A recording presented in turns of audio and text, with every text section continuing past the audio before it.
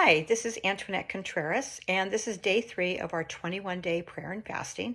Today we're going to cover Esther chapters 7 through 10, and this is where Esther is making her request known to the king, and she does it with great tact. She makes it personal because she's always pleased the king. So as she explains the issues to um, the king questions who would do such a thing.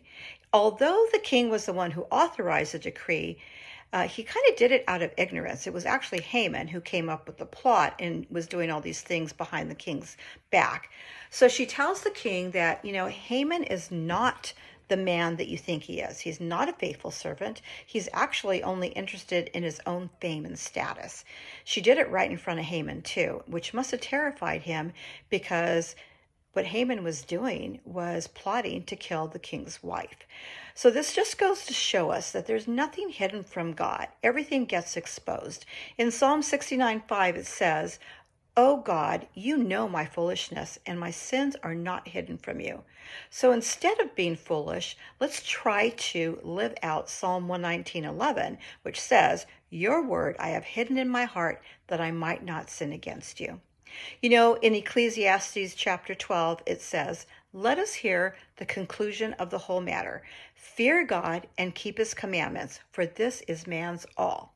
For God will bring every work into judgment, including every secret thing, whether good or evil." Haman was really a disturbed man. He seemed to have achieved everything, but actually he ended up with nothing. One might say that he was climbing the ladder of success, but he was leaning on the wrong building. How about you? What are you leaning on? Are you striving for position or title or recognition?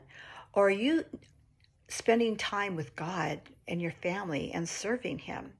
Mordecai was the one who really came out ahead here.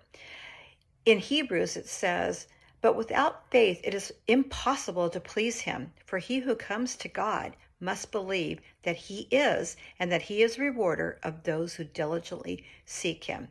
Mordecai had strong character and he sought God in everything. He never backed down. So as you continue your 21 days of fasting and praying, seek him diligently, and you will see your faith grow as you live a life that pleases God.